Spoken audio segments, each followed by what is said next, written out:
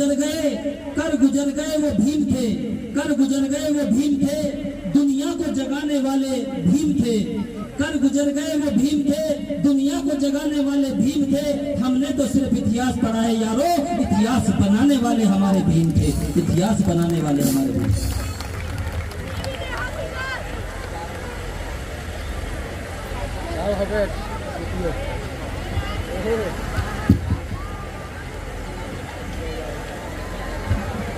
बहुत बहुत साधुवाद भाई प्रदीप अशोक जी का।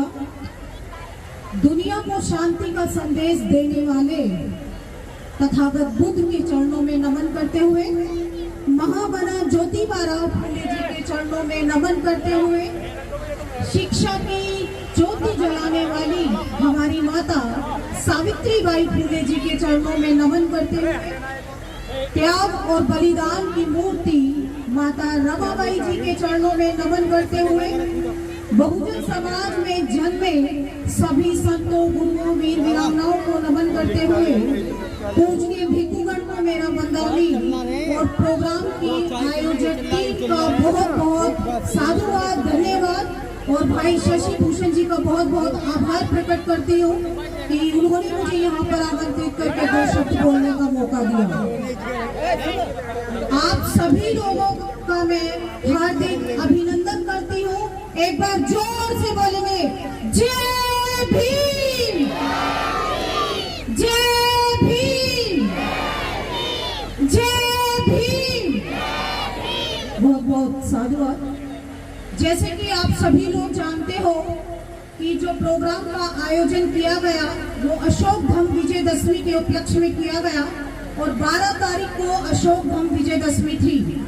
और ये जो पर्व है ये हमारे लिए बहुत ही महत्वपूर्ण पर्व है, क्योंकि इस दिन चक्रवर्ती सम्राट अशोक ने बौद्ध धर्म की दीक्षा ली थी अश्विन माह की शुक्ल पक्ष की 10वीं के दिन।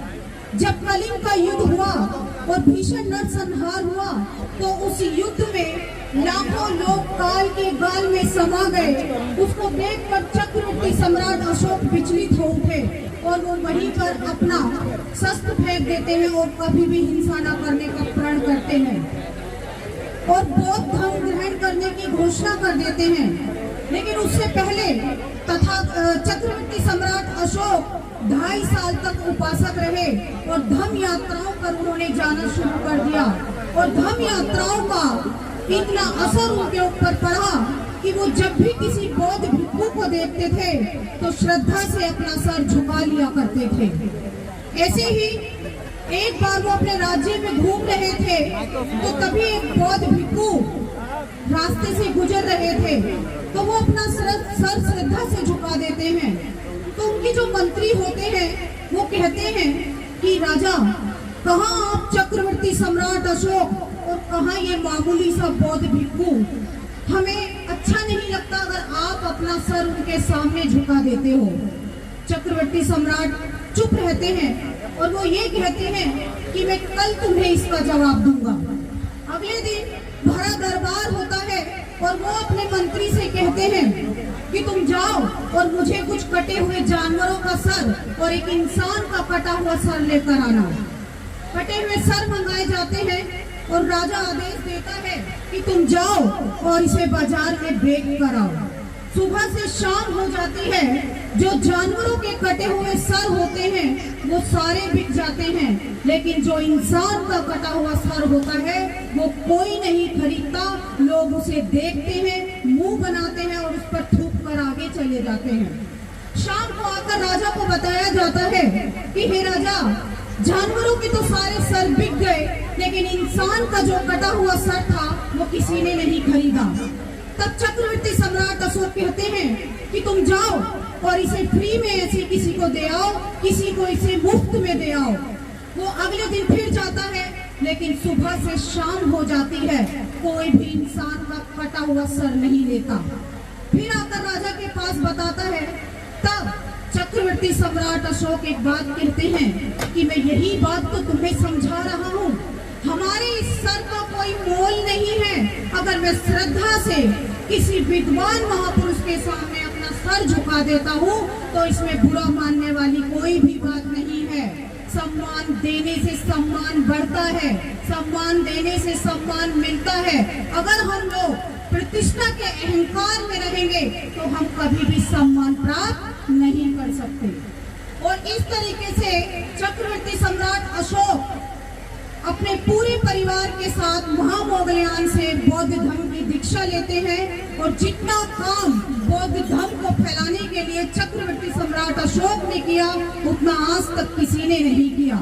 उन्होंने अपने बच्चे तक धर्म के प्रचार प्रसार के लिए भेज दिए, जो कि पूरी दुनिया में एक ऐतिहासिक काम था, क्योंकि चक्रवर्ती सम्राट अशोक पहले ऐसे राजा थे जिन्हें अपनी विजय पर पश्चाताप हुआ, जिन्हें अपनी विजय पर पश्चाताप हुआ।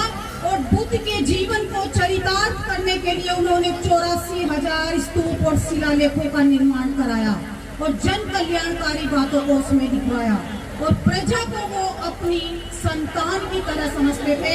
इस तरीके से चक्रवर्ती सम्राट अशोक के शासन काल जो था वो बहुत ही शांति प्रिय और बुद्ध धर्म को मानने वाला था। और वो अपनी आने वाली पीढ़ियों को भी वही संदेश दे करके गए। अश्विन माह की शुक्ल पक्ष की 10वीं का जो दिन था, जो सेम डेट थी, वो 14 अक्टूबर 1956 को, जब डॉक्टर बाबा साहेब अम्बेडकर ने नागों की पवित्र भूमि नागपुर में बौद्ध धर्म की दीक्षा ली अपने लाखों अनुयायियों के साथ। आखिर बाबा साहेब ने हिंदू धर्म क्यों छोड़ा?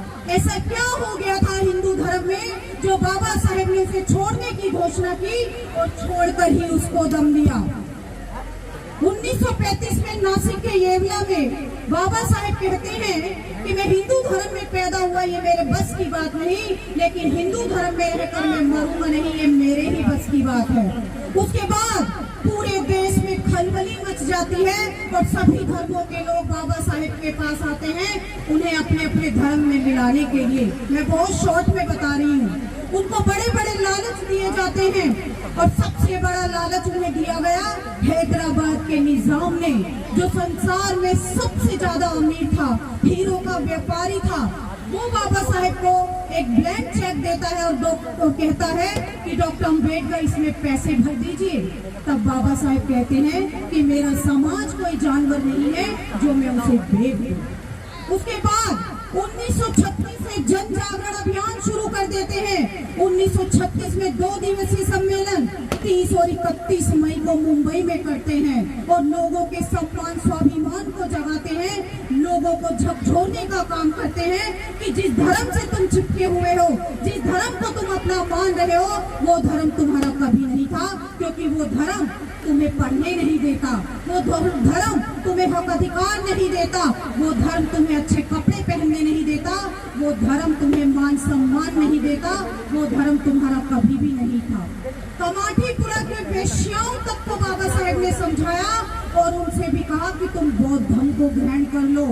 1936 तक बाबा साहेब बौद्ध नहीं हुए थे, लेकिन बौद्ध धर्म के प्रति वो आकर्षित थे जब उनके टीचर केलुस्कर उनको बुद्ध का जीवन चरित्र पढ़ने के लिए देते हैं। और 21 साल तक तमाम धर्म ग्रंथों का अध्ययन करने के बाद वेद, गीता, रामायण, महाभारत, मनुस्मृति जैसे तमाम ग्रंथों का उन्होंने अध्ययन किया और 14 अक्टूबर 1956 को नागपुर की पावन धरती में बुद्ध के धर्म को अपनाया। बाबा साहेब कहते हैं कि हमने हिंदू धर्म को बहुत खंगाला, हमें कुछ नहीं मिला, ज्ञान की किरण अगर हमें नजर आई तो वो तथागत बुद्ध के धर्म में ही आई। पूरी